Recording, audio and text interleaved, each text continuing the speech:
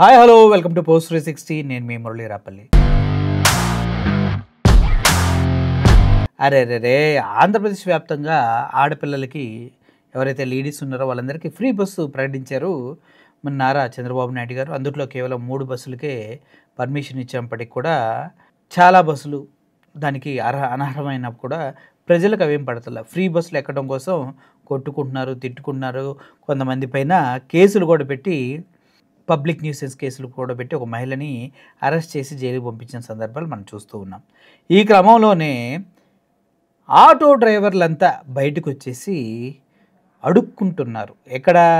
Same RTC బస్సులో. ఎందుకు?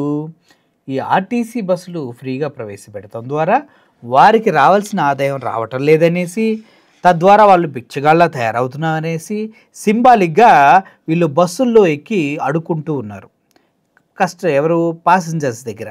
అంతేకాదు రోడ్ల మీద పడి కూడా మాకు జీవనాధారం పోతుందంటూ ప్లకార్డ్స్ పట్టుకుని మరీ ఊరూరా తిరిగి అడుక్కున్నట్టుగా చేస్తూ ఉన్నారు. ఒకసారి వారు అడుక్కునే విధానం మీరు చూడండి ఒకసారి.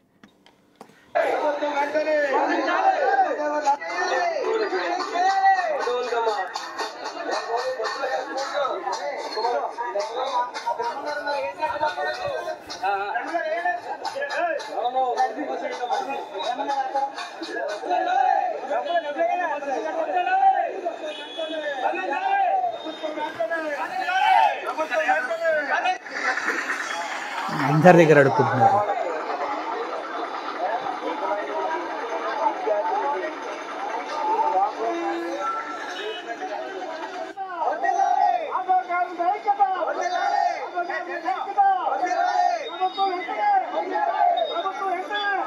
సో ఇదొక వీడియో అయితే, దీన్ని సపోర్ట్ చేస్తూ వీధుల్లో తిరిగి అడుక్కునేవారు కొంతమంది.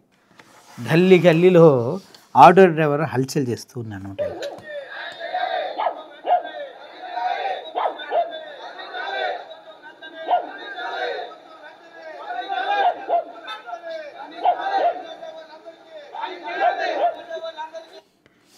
సో ఇలా రోడ్లు ఎక్కినటువంటి ఆటో డ్రైవర్లు, ఇది చాలదన్నట్టు మొన్నటికి మొన్న నారా లోకేష్ గారు ర్యాపిడో అనేసి ఇంకో దాన్ని ఇంట్రడ్యూస్ చేస్తున్నాం మహిళల కోసం, ప్రత్యేకంగా 1000 మంది మహిళల కోసం ర్యాపిడో డ్రైవింగ్ సీట్ రెడీగా ఉందంటూ ఇంకొక యాడ్ పోస్ట్ చేశారు.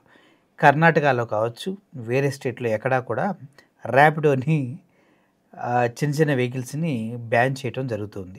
అదేవిధంగా ఏదైతే ఈ ఫ్రీ బస్ అనే ఒక కాన్సెప్ట్ ఉందో, ఇది ఎక్కడెక్కడైతే స్టార్ట్ చేశారో తెలంగాణలో కావచ్చు, కర్ణాటకలో కావచ్చు, తమిళనాడులో కావచ్చు, ఎక్కడా కూడా సక్సెస్ అయిన దాఖలాలు లేవు. కానీ మన ఆంధ్రప్రదేశ్లో ఇచ్చిన మాటకు కట్టుబడి చంద్రబాబు నాయుడు గారు దీన్ని స్టార్ట్ చేయడం జరిగింది.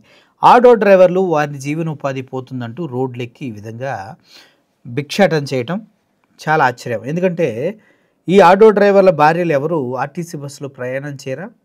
ఫ్రీ బస్ ఎక్కరా అంటే కంపల్సరీగా ఎక్కుతారు. ఎందుకంటే ఈయన ఆటోలో విజయవాడ వరకు కానీ వేరే ప్లేస్ కానీ తీసుకెళ్ళాడు కాబట్టి. అయినప్పటికీ కూడా లోకల్గా ఉన్నటువంటి ఆటో డ్రైవర్స్కి చాలా ప్రాబ్లం అవుతుందంటూ, వాళ్ళ ఆదాయానికి గండి పడుతుందంటూ వీళ్ళు ఈ విధంగా నిరసన వ్యక్తం చేస్తూ ఉన్నారు. కానీ మహిళలు మాత్రం ఏదో ఒక్కసారైనా ఒక దగ్గరికి వెళ్ళాలంటే ఫ్రీ బస్ దొరుకుతుంది కదా అనేసి ఆనందంలో అయితే ఉన్నారనేది మాత్రం వాస్తవం. నాకు అర్థం కాని విషయం ఏంటంటే, ఇచ్చిన 2-3 బస్సులే ఫ్రీగా అని చెప్తూ ఉన్నారు. 2-3 బస్సులు ఫ్రీగా ప్రకటిస్తేనే ఆటో డ్రైవర్లు రోడ్లెక్కి ఇలా చేస్తున్నారు. వేరే స్టేట్లలోగా, వేరే మన తెలంగాణలో కానీ వేరే స్టేట్లలో లాగా అన్ని బస్సులో ఉచిత ప్రయాణం ఇస్తే ఆటో వాళ్ళు ఏమైపోతారు?